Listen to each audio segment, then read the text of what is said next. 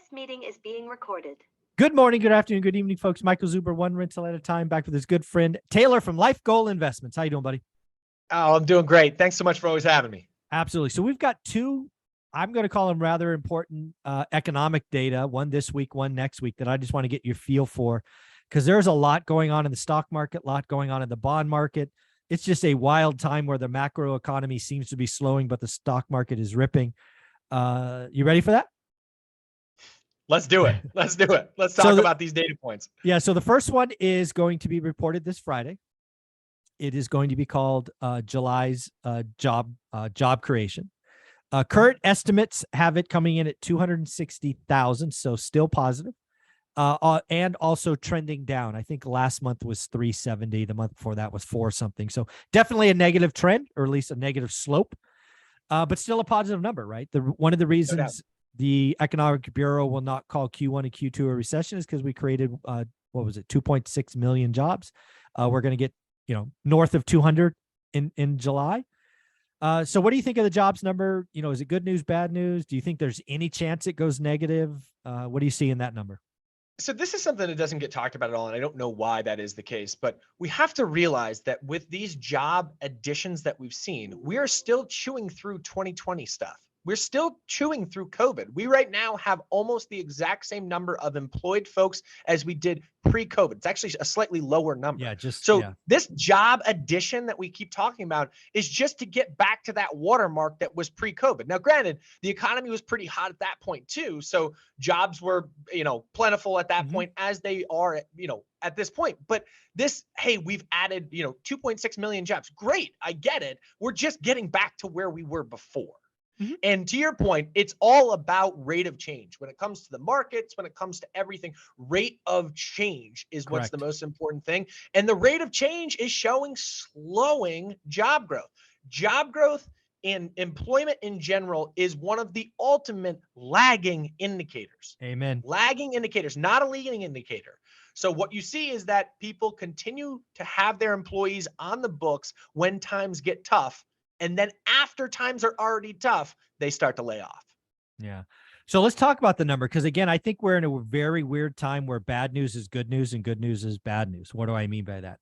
So let's just assume for a minute that the job number surprises to the upside. Not only is it above expectations at 2.6, but it goes above last month's print. So the negative trend or rate of change is down. It's now rate of change is positive. Let's just say for just total made up number, it comes in at 500. So it's almost double the expectation. Normally speaking, that would be good news for the economy, right? We're adding 500,000 people. But what's the Fed gonna do? Exactly. So play that out for me. What happens from there? Yeah, good news is bad news thing. This is weird. When the Fed starts being that kind of invisible hand behind the market, good news is bad news can play out. And we talked about this in 2018, 2019. What's the Fed going to do? Yada, yada. And the good news is bad news thing is if the economy seems stronger, the Fed has to be more aggressive and more restrictive in their policy. So to your point, if the jobs number was an absolute blowout number and they were like, maybe this rate of change isn't slowing and it's going to revert back up, which again, I certainly don't expect that. But being said, if that happened, yes, your point is well taken, Michael. All of a sudden they're now going back to, okay, we need another 75 basis point rate hike to control this thing because employment's going to drive inflation, et cetera. But again, I don't expect that, but you're right. We're not expecting that, but we're just playing things out. Cause again, a lot of this for people is the first time through this kind of good news is bad news. It's just a dichotomy. But also let's not forget that the stock market would have a violent reaction because they're not set up for that. The stock market ripped last week, not on a surprise, blowout number. Is that fair? That's a fair assessment. I think that would be all of a sudden a pause, reversion. What the heck is going on here? We saw the rate of change. It was coming down. Employment growth was starting to abate. What the heck is going on? All of a sudden there was a reversion back, snap up in employment that would surprise the market. Yeah, again, it would surprise the market. Well, now let's play the other side. Kind of bad news is good news. Now let's assume again the number is 260. It comes in at 90. So still positive. You still added people. Now you look at that as bad news. The economy is not growing as much. The last leg of the recession chair gets kicked out, right? Because we're going to go negative from there. And now the Fed goes, oh, cool. Now we can pivot in September, right? I mean, that's what they're going to say. Yep. That one, I think the response would be more muted. And I Yeah, of think course. that's because then the pill of realization gets swallowed too. Like, oh boy, employment was the one leg of the chair we were standing on, to your point. And now that one's gone. And now, rate of change is slowing in almost every economic data point we could look at. And now the employment number's bad too. That's not what we're looking for. And I think the market would say, okay, maybe we get a pivot, but maybe we get a pivot because the recession really is here. Yeah. And it'll be interesting because now we talked about this on the converse of this a little bit, where if you actually have two negative GDP prints, and the National Bureau of Economic Research, do they call that a recession or not? Like, I'm kind of with you. I think that they get a pass on this one. I think they get a pass on this one. Yeah, Q1, Q2 will not be. The inverse of it has happened. I don't know if this has happened where you've seen two negative GDP prints and them not call a recession, but in 2000, 2001, you did have just one GDP print negative and they called a recession. 1947, Q2, Q3 of 1947 is the last. So it's been a while, but it has almost 100 years. Wow. Yeah. So 1947. Right on. Okay, so good for you for knowing that. That's awesome. Yeah, well, an economist guy, I got to go back and check the facts. So that's this whole rule of thumb has been right 10 out of 10 times. The last time it was wrong was 1947. Interesting. Yeah. I'm with you. I think that the employment number's so hot they get a reprieve. Yeah, I think so. So okay, so that's this week. I guess why I ask you, because I always like to look ahead. The call's 260. Let's just ask the over under. You got the over or the under on that? Under. I'll take the under. I think that, again, I've been on the rate of change slowing, the recession coming sooner than the market has. And granted, I was a little early, but I think that I think that's the direction we're going. There you go. All right. So then the next economic number we're going to talk about comes out next Wednesday. So a week from this Wednesday is CPI. I can't be wrong again on this. I can't be wrong again. We'll see. So again, last month was 9-1. Again, is this a good news is bad news story? Or is this bad news is bad news and good news? It's just going to be weird, right? So let's just play it out like we did with the jobs number. Yeah. I don't know what expectations are, but let's just call expectations 8-9, because I think most people expect peak inflation to be in. Let's just pretend for a minute it comes in hot again and we get 9-3. I'm just making stuff up. Yep. Clearly hotter than the market expects, clearly hotter than the Fed wants, clearly higher than the stock market. So we get a hot CPI number. What happens on next Wednesday, you think? That's probably nasty if that happens. It probably gets nasty if that happens. You see the bond market react weirdly. The front end keeps going up.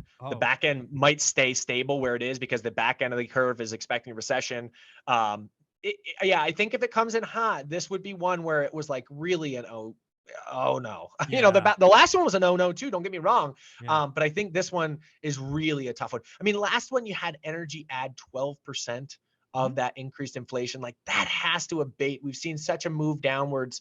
I don't know if this is still the right statistic, but at one point it was 37 straight days gas prices came down. Yeah. I think they're still on the march downwards, but I don't know if it's 48 straight days or whatever it is. But yeah, energy has to kind of abate there. That's my thought. Yeah. So again, I know that. I watch it. That is the one thing that clearly lots of people are counting on.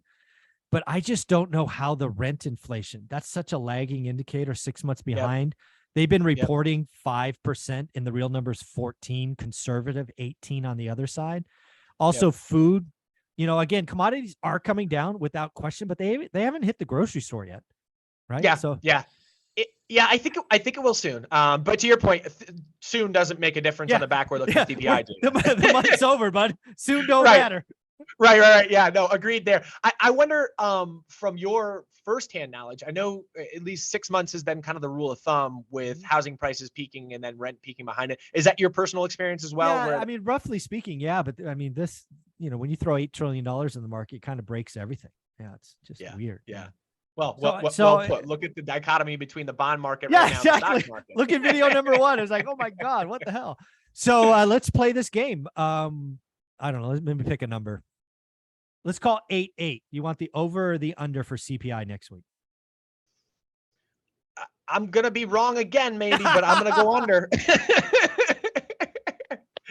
So for the viewers that are watching, new viewers, I have been on the under on this for a while, and I've been wrong. I've been, looking at commodity prices and saying they've rolled over, et cetera. Yeah. And to Michael's point, it doesn't translate that quickly. So I have been stubbornly wrong on this one. Yeah, I think it's gonna. I'm really concerned about rent because, again, when I back out the rent calculations, which I've done the last 9 months, and add in the correct number, we're get double-digit CPI. Yeah. Yeah, so pretty scary. Yeah, So, the housing market is such a funny animal right now where, I guess, and mortgage rates just came back down again. I don't know if that does anything to your I don't know, thought dude. process. It's down a point. It's more affordable. It just is. I know. I'm like, I know. yeah, I don't know. Well, I'm going to sneak this topic in here because this is something that's been bugging me. I've been doing kind of side projects on it's wage inflation. As you know, the big boogeyman for the Fed is wage inflation. Because if that gets sticky and heaven's sakes grows, that's just that's a feedback loop that is really tough to break. Yep. So I just want to run through kind of my research why wage inflation actually might be grossly underreported, which is frightening. Okay. Fire away. So first and foremost, a lot of economic numbers were built the last economy, the Great Resignation, the new economy. Maybe these numbers are just bad. So this is what started it for me. The Great Resignation hasn't stopped. The employment pool on average is turning over 2.5% a month, which is 30% a year. I don't know about you, but when I change jobs, which I've done a couple of times, I don't leave for even. Right. Yeah, I've got good street cred here. Let me leave it for go make the same amount of money. Yeah, Yeah. Let me be the new guy where I know nothing. That doesn't happen, right? So if you conservatively expect 10, which might be good for a lot of economies, in tech, it's probably 20% bumps. My experience with this wage inflation calculation doesn't include that because wage inflation is, hey, I work at McDonald's and I make this, and I still work at McDonald's and now I make this plus. Yep. So it's not calculating correct wage inflation from the Great Resignation. And we have more resignation than we've ever had. Right. So if you just play out, because again, 30% a year, in 3 years, roughly speaking, the entire pool turns over, roughly. Now, some of that's two jobs. Anyways, you get the math. One person, two jobs. Got it. Yep. Yeah. So I look at that going, oh my God, there's probably 1 or 2 points in wage inflation on top of that. So we're not at 6, which was in PCE, right? PCE got reported Friday was 6.1. It could be 8. Yep. And then there's one other thing. Again, wage inflation doesn't include side hustles or, Ubers and Lyfts and YouTube and Etsy and Upstart and all these other ways that people can make money today. That's not included in wage inflation too. And near as I can tell, everybody's got a side hustle at some point. If it's $100 or $500, people are making money on top of their W-2s. That again is more wage inflation. And why is this a problem? Because if wage inflation is underreported, lots of things are going to get broken. So what do you think of all that? Yeah, I think that the side hustle game is put with a microphone and a blowhorn on Instagram, on social media, et cetera. So I think that the folks that are doing it are advertising the hell out of it. And it leads to us thinking that more people are doing it than there is. That's personal anecdote more than it is anything else. So yeah, I get that. I just don't see that wage growth can be that sticky with the fact that earnings growth is not sticky. Right now, earnings growth for all these corporations are coming in. And it's funny, earnings expectation for the first time actually came down in July. So we've been laughing. Now it came down by 0.8%. So it didn't come down meaningfully. It's finally got a negative number on it. Damn. But how about this relationship though? So over the long term, stock prices are dependent upon earnings. Mm-hmm. So we finally get a revision downward in earning expectations, and the stock market has the best month it had in 2 years. What? It was a weird time. It's the less is good, and that whole inverse game we talked about before. Yeah, good is bad, and bad is good. It's just a weird time. Well, Taylor, do me a favor. Where can people follow you on Instagram? Because you guys are putting out daily content that people got to watch. Yeah, thanks so much. Look us up at Life Goal Investments on Instagram. Daily stuff there. Thank you, buddy.